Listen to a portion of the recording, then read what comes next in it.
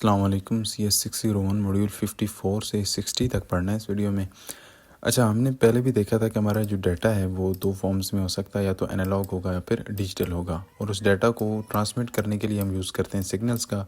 वो सिग्नल्स भी based upon और डाटा या तो एनालॉग होंगे या फिर डिजिटल होंगे। अब डाटा को एक जगह से दूसरी जगह पहुँचाने के दो तरीके हैं, digital transmission and analog transmission. अभी हम डिजिटल ट्रांसमिशन को स्टार्ट करेंगे। अच्छा, डिजिटल ट्रांसमिशन के अगेन दो मेथड्स होते हैं मेनली।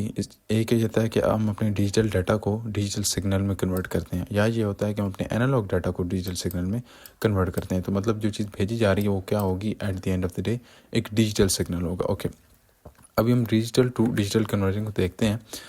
तो डी टू डी कन्वर्जन कैसे होती है कि आपकी इसमें तीन स्कीम्स होती हैं, तीन टेक्निक्स होती हैं जिनको हम यूज़ करके कन्वर्जन करते हैं। एक लाइन कोडिंग होती है, ब्लॉक कोडिंग एंड स्क्रैम्बलिंग।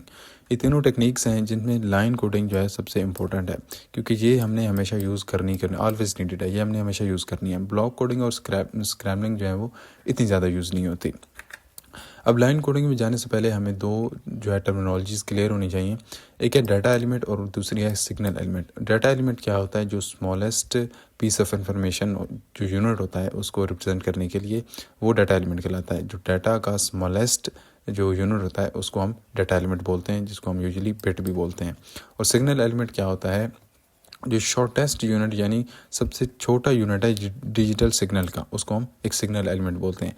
अब ये जो डाटा एलिमेंट्स होते हैं इनको कैरी किया जाता है, और इनके कैरी कौन करता है, सिग्नल एलिमेंट। तो सिग्नल एलिमेंट्स जो है वो कैरियर्स होते हैं, और data elements are carried by signal elements. ठीक है, ओके।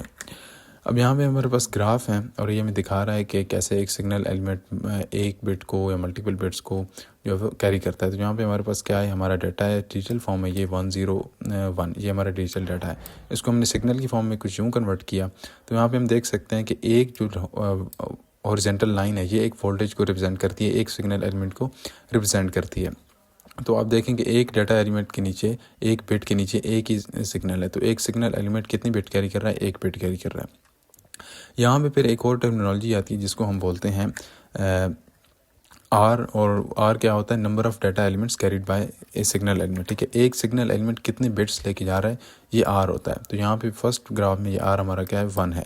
नेक्स्ट में अगर हम देखें तो एक बिट को कैरी करने के लिए दो सिग्नल एलिमेंट्स हैं, दो हॉरिजॉन्टल लाइंस हैं, तो इसकी जो आर कितना हो गया, 1/2 हो गया। तो तीसरा ग्राफ है, इसमें अगर हम देखें तो क्या हो रहा है कि एक सिग्नल एलिमेंट है और वो दो डाटा एलिमेंट्स को कैरी कर रहा है, तो इसमें हमारा आर क्या हो जाएगा, 2 हो जाएगा। और जो लास्ट वाला ग्राफ है इसमें ये हो रहा है कि हमारे पास 4 डाटा एलिमेंट्स हैं, 4 बिट्स हैं, और उनको कैरी करने के लिए 3 सिग्नल एलिमेंट्स, यानी कि 3 हॉरिजॉन्टल लाइंस आप देखें ग्राफ पे, तो 3 हॉरिजॉन्टल लाइंस हैं, मतलब कि 3 सिग्नल एलिमेंट्स हैं। तो यहाँ पर हमारा आर क्या हो जाएगा, 4/3। अच्छा, अब सिग्नल डाटा रेट क्या होता है, इस number of data elements sent in 1 second, ये हम पहले भी देख चुके हैं, इसको हम बिट रेट भी बोलते हैं। सिग्नल रेट क्या है, is the number of signal elements जितने एक सेकंड में भेजे जा रहे हैं। ठीक है, इसको पल्स रेट या फिर मॉड्यूलेशन रेट या फिर बॉड रेट भी कहा जाता है। बॉड क्या है, इसका यूनिट है सिग्नल रेट का, जैसे बिट डाटा का यूनिट है ना, इस तरीके से सिग्नल के लिए बॉड यूज़ होता है। अच्छा, अब सिग्नल रेट और डाटा रेट और आर ये जो था, इनको रिलेट कैसे किया जाता है, इस फार्मूला के थ्रू इनको रिलेट किया जाता है। तो S equals D over R का मतलब है कि signal element equals data rate divided by R, यानी कि number of data elements carried by one signal element. ठीक है, ओके। अब यहाँ पे एक एग्जांपल है, इसमें हमें ये कहता है कि हमारा एक सिग्नल है जिसका सिग्नल रेट है 100 वॉट्स, एस यानी कि 100 है, और कहता है कि what is the data rate, हमने डिफाइन करना है अगर 1 डाटा एलिमेंट जो है, एक सिग्नल एलिमेंट एक डाटा एलिमेंट को लेके जा रहा है, यानी कि हमारा जो आर है वो भी 1 है। तो हमने सिंपली वही फार्मूला यूज़ किया। ठीक है, फार्मूला हमारा कुछ यूँ था इस तरीके से, तो हमने क्या किया, आर को इधर मल्टीप्लाई करवा दिया एस से, तो हमारे पास क्या आ जाएगा, डी आ जाएगा। तो डाटा रेट को हमने क्या किया, 100 से 1 को मल्टीप्लाई किया, क्योंकि आर हमारा 1 था ना, तो 1 बिट से मल्टीप्लाई किया, हमारे पास क्या आ गए, 100 बिट्स पर सेकंड, यानी कि इसका डाटा रेट क्या होगा, 100 ही होगा। ओके, अब लाइन कोडिंग क्या होती है, लाइन कोडिंग में हम क्या करते हैं, डिजिटल डाटा को डिजिटल सिग्नल में कन्वर्ट कर रहे हैं। हम पहले भी देख चुके हैं कि हम डी टू डी कन्वर्जन पढ़ रहे हैं, तो ऑफ कोर्स इसमें यही होगी। डाटा हमारा डिफरेंट फॉर्म्स में होता है, टेक्स्ट, नंबर्स, पिक्चर्स, ऑडियो, ये सब कुछ जितने भी डाटा की टाइप्स हैं वो कंप्यूटर की मेमोरी में as a sequence of bits stored होते हैं, वो सिग्नल के तौर पर नहीं होते, as a sequence of bits होते हैं। तो लाइन कोडिंग क्या करती है कि इन सीक्वेंस ऑफ बिट्स को डिजिटल सिग्नल में कन्वर्ट करती है। ओके, अब यहाँ पे हमारे पास एक जो है वेट मिनट, ये कुछ इस तरीके से हमारे पास एक वो है फिगर है, और इसमें हो ये रहा है कि आपका जो सेंडर है वो एक डिजिटल डाटा जनरेट करता है, सेंड करता है रिसीवर को, और रिसीवर के को जाने से पहले वो एक इनकोडर के पास जाता है। इनकोडर एक डिवाइस होती है, यूजुअली आपके नेटवर्क में होगी या आपके कंप्यूटर के अंदर ही होगी। वो इस डिजिटल डाटा को स्ट्रीम ऑफ बिट्स को डिजिटल सिग्नल में कन्वर्ट करती है। वेट सेकंड, मैं इसको दोबारा करता हूँ, ये पूरा आ जाएगा इस तरीके से। ओके, अब ये डिजिटल सिग्नल में कन्वर्ट हो गया हमारा डाटा, फिर ये रिसीवर साइड पे डिकोडर के पास जाएगा। डिकोडर भी एक डिवाइस होगी या हो सकता है उस कंप्यूटर के अंदर ही हो, वो उस डिजिटल सिग्नल को वापस से डिजिटल डाटा में कन्वर्ट कर देगा और रिसीवर के पास हमारा डाटा पहुंच जाएगा। ओके अब यहाँ पे लाइन कोडिंग की कुछ स्कीम्स होती हैं, कुछ डिफरेंट कैटेगरीज होती हैं जिनके थ्रू हम लाइन कोडिंग करते हैं। ये जो 4 हैं यूनिपोलर से लेकर मल्टी लेवल तक, ये हमने पढ़नी है इसी लेक्चर में, और मल्टी ट्रांजिशन शायद आगे है, मेरे ख्याल में इसको इन्होंने डिस्कस नहीं किया हुआ। अब पोलर यूनिपोलर में क्या होता है कि आपके पास 2 वोल्टेज होंगी, 2 लेवल्स होंगे। एक जो पॉजिटिव लेवल होगा वो 1 को रिप्रेजेंट करेगा, और जो 0 लेवल होगा वो 0 बिट को रिप्रेजेंट करता है, यानी कि 0 जो आपकी डाटा बिट होती है उसको रिप्रेजेंट करती है। तो ये इसी तरीके से पॉजिटिव वैल्यू 1 के लिए, और जो 0 वाली वैल्यू, ये जो लाइन होती है ना टाइम वाली, ये जो हॉरिजॉन्टल लाइन है, ये 0 वोल्टेज को या 0 लेवल को रिप्रेजेंट कर रही है।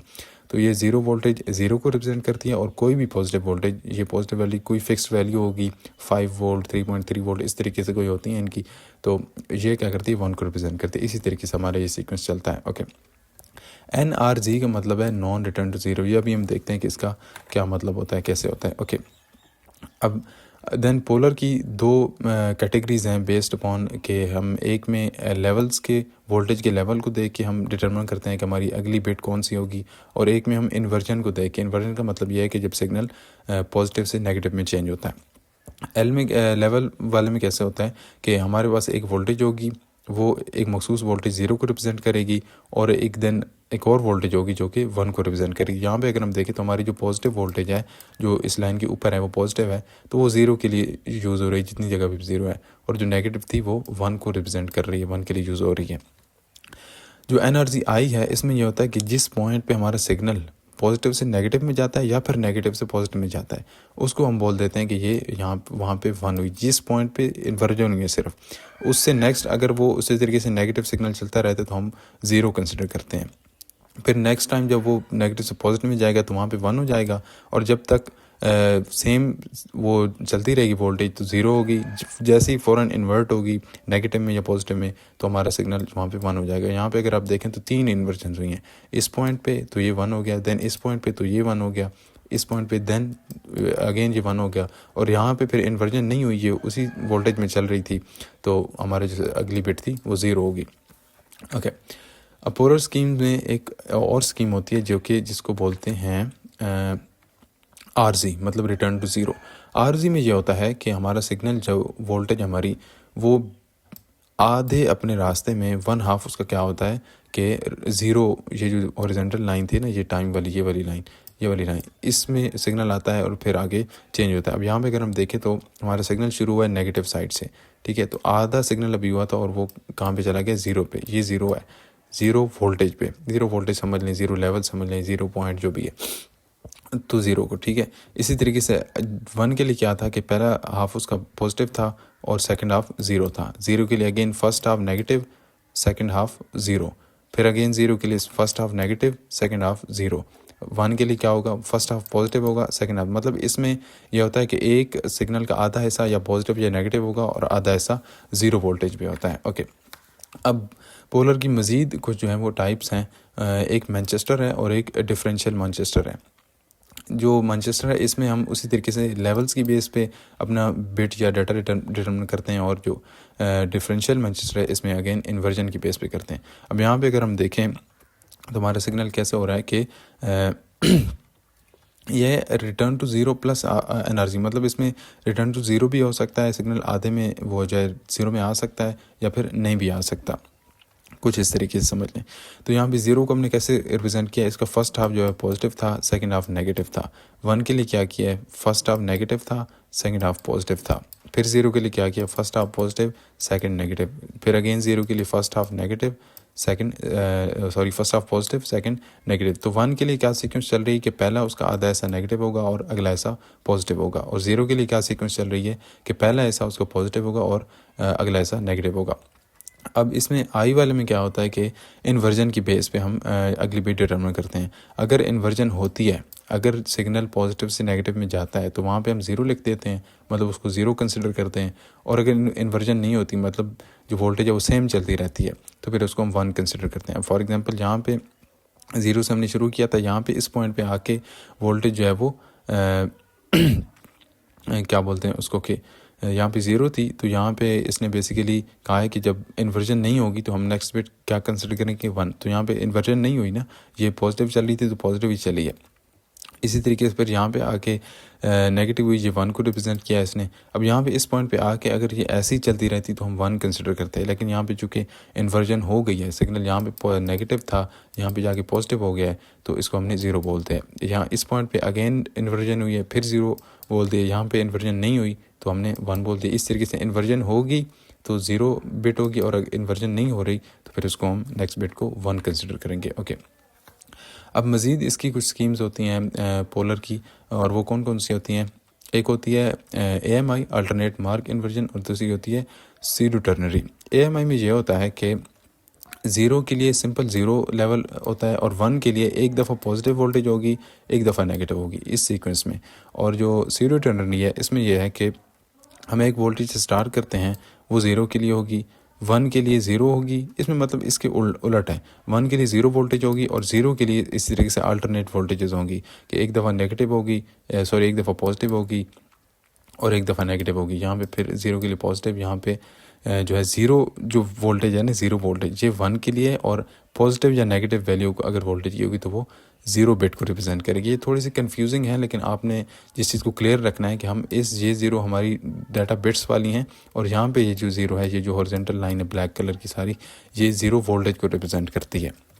ओके, अब मल्टी लेवल में क्या होता है कि जो आपका एक सिग्नल है वो मल्टीपल बिट्स को कैरी कर सकता है। यूजुअली यहाँ पे 2 बिट्स 1 क्यू का मतलब यह है कि आपका जो एक सिग्नल एलिमेंट है वो 2 बिट्स को कैरी करता है। पीछे अगर हम देखें तो हमारे या तो एक सिग्नल 1 बिट को कैरी कर रहा था, या फिर मल्टीपल सिग्नल 1 बिट को ही कैरी कर रहे थे।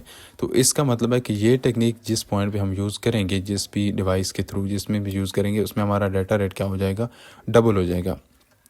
तो इसमें कुछ यूँ हो रहा है कि फ़िक्स्ड वोल्टेज वैल्यू होती हैं, और वो एक मखसूस क्या बोलते हैं उसको, कम्बिनेशन ऑफ डिजिट्स को रिप्रेजेंट करते हैं। तो +1 यहाँ पे 0 के लिए यूज़ हो रहा था, फिर -3 वोल्ट जो है वो 1 के लिए, 0 1 के लिए यूज़ हो रहा था। इस तरीके से +1 को फिर हमने 1 0 के लिए भी यूज़ किया है, जो +3 था वो 0 1 के लिए यूज़ हो रहा है। इस तरीके से इस सीक्वेंस में जो है वो हमारा डेटा चलता है। लास्ट पे ये इनका एक ग्राफ है जिसमें इन सारों की डिटेल इन्होंने लिखी हुई है। हमने यूनिपोलर, पोलर, बाइपोलर और ये मल्टी लेवल पढ़े हैं, और मल्टी ट्रांजिशन इसमें हमने नहीं पढ़ा, क्योंकि ये मेरे ख्याल में इन्होंने यहाँ पे इसकी डिस्कशन नहीं की। बाकी ये इनकी सिंपल नेम्स वगैरह लिखी हुई हैं, इनकी स्कीम कौन सी होती है, बैंडविड्थ इनकी क्या होती है, या इनकी मखसूस कोई करैक्टरिस्टिक्स क्या होती हैं, तो ये आप खुद पढ़ लीजिएगा, इसमें कोई इतनी ख़ास बात है नहीं।